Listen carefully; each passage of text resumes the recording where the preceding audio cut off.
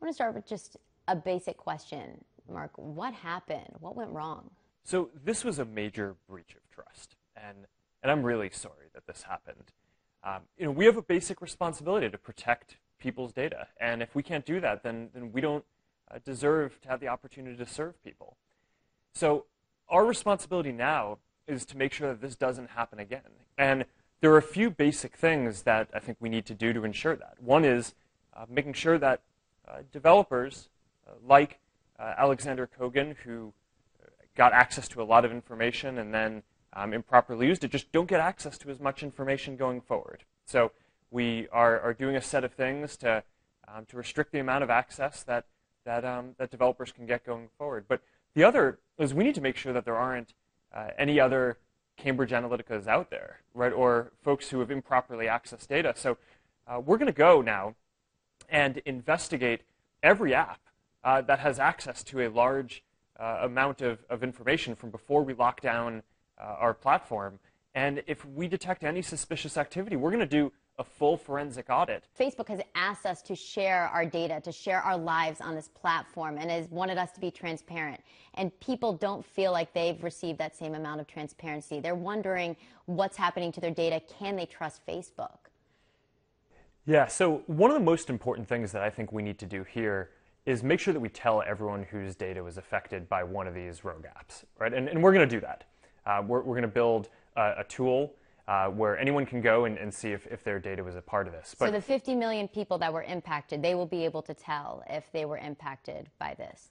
Yeah, we're going to be even conservative on that. So we may not have all of the data in our system today. So anyone whose data might have been affected by this, we're gonna make sure that we tell. And going forward, when we identify apps that are similarly doing sketchy things, we're going to make sure that we tell people then too, right? And that's definitely something that, looking back on this, I regret that we didn't do at the time, and I think we got that wrong, and we're committed to getting that right going forward. I want to ask about that, because when this came to light, you guys knew this a long time ago, that this data was out there. Why didn't you tell users? Don't you think users have the right to know that their data is being used for different purposes?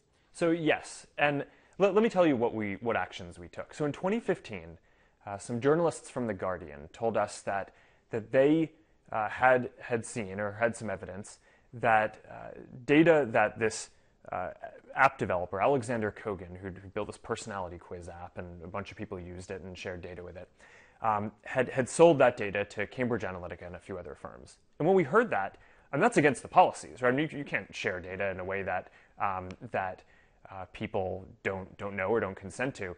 We immediately banned Kogan's app, and further, we made it so that Kogan and Cambridge Analytica and the other folks with whom we shared the data, we asked for a formal certification that they had none of the data from anyone in the Facebook community, that they deleted it if they had it, and that they weren't using it.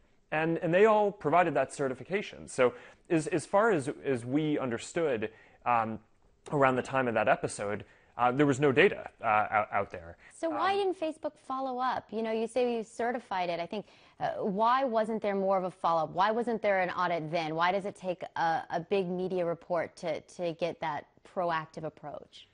Well, I mean, I don't know about you, but I'm used to when people legally certify that they're going to do something, that they do it. But I think that this was clearly a mistake in retrospect. Was it putting too much trust in developers? I think it did. And that's why, we need to make sure that we don't make that mistake ever again, which is why one of the things that I announced today is that we're going to do a full investigation into every app that had access to a large amount of data from around this time before we locked down the platform. And we're now not just going to take people's word for it and when they give us a legal certification, but if we see anything suspicious, which I think that there probably were signs in this case that we could have looked into, we're going to do a full forensic audit. How do you know there aren't hundreds more companies like Cambridge Analytica that are also keeping data that violates Facebook's policies? Well, I think the question here is, are app developers who people have given access to their data, are they doing something that people don't want? Are they selling the data in a way that people don't want? Are they giving it to someone that they don't have authorization to do?